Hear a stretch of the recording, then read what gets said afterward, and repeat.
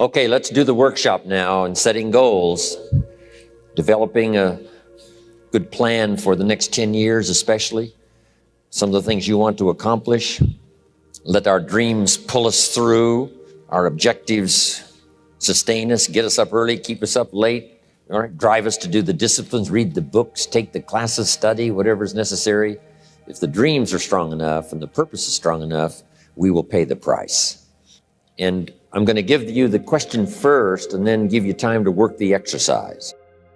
What 5 things have you already accomplished that you're proud of? Let's take some credit before we go to work on the future. We've accomplished some things in the past. Let's give ourselves credit for that. So I want you to make a note of that question, and then I want you to do the exercise. Make a list of 5 things that you can think of that you've already accomplished that you're proud of. I graduated 3rd in my high school class. I was really proud of that. It took a lot of hard work. Now, if there's only 3, it's not that great. Sometimes even for kids, you have to do a little coaching. You know, sports or school or whatever. Did you win a blue ribbon? Did you come in first? So this is part of this format's to do a little coaching to help people, you know, get through these exercises. Okay, 5 things you've already accomplished that you're proud of. Okay, now here's the next exercise, and this is going to take some time. What do you want in the next 10 years? I want you to make a list of at least 50 items. Now, this is not what you think you can get. This is what you want. If everything fell into place and you could have anything you wanted in the next 10 years, what would that list be? Not something you think you can earn, not something you think you can buy, not something you think you can, you know, finally be so successful you can get. This is what would really do it for you the next 10 years. I want you to make this list. And here's the deal now. I want you to put each item one under the other, not side by side, but one under the other. And make as long a list as you possibly can in the time I'm going to give you. One underneath the other, because we're going to do some things with this list when you finish. Okay? Just start writing now as fast as you can. Abbreviate where you can. Make a longer list.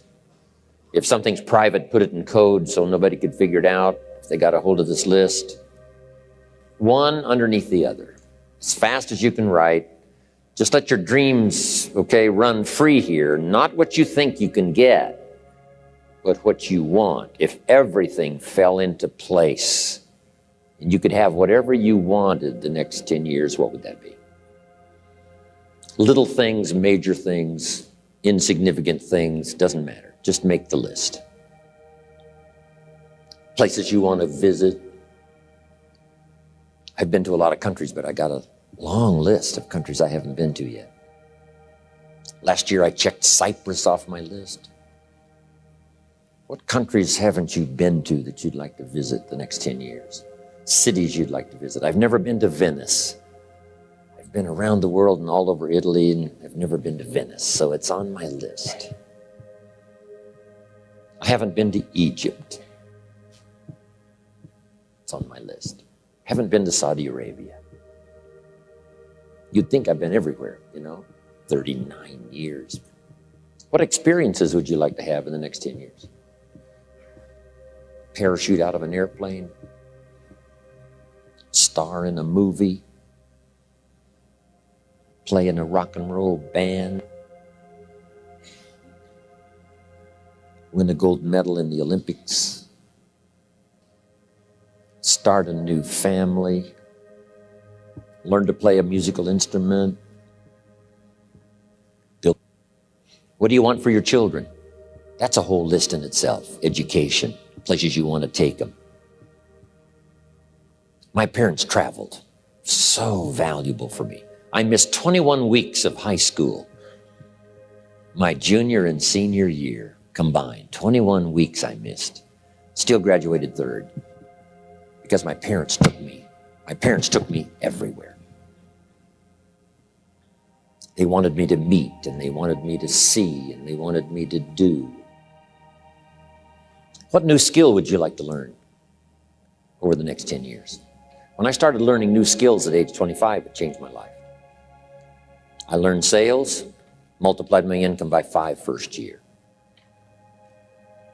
I learned how to find good people, recruiting, multiplied my income some more. Maybe you'd like to give seminars, write some books. The next 10 years. Some things right away, within the next year, some on out there. 10 years is a pretty good chunk of time. Some changes you'd like to make, some habits you'd like to drop, some new ones you'd like to acquire. You might make a list of the people you want to meet over the next 10 years. Benevolence goals. Maybe you've got a long list of projects you'd like to support. Now, this is not what you think you can do. This is what you'd really like to do. Mark Hughes had a passion for helping kids that had drug problems. One year he gave $8 million. $8 million. When I first met him, he couldn't give 800. Finally, he could give 8 million. Wow. Andrew Carnegie said, I'm going to spend the first half of my life accumulating money, and I'm going to spend the last half of my life giving it all away. That's big time. In the first half of his life, he accumulated $400 million, which back then was a lot of money. Guess what he did the last half of his life? He gave it all away.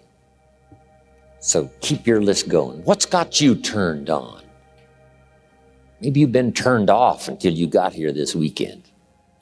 I want you to start working on turning your lights on for accomplishments. You can't believe what you can accomplish if you'll just work hard on this list now. You know, it's amazing how adults have, a problem with this, right? Let's see. And kids don't have any problem. They'd be asking for extra sheets of paper by now. I mean, kids say, you mean anything I want the next 10 years? Yes, write it all down. They would go like crazy.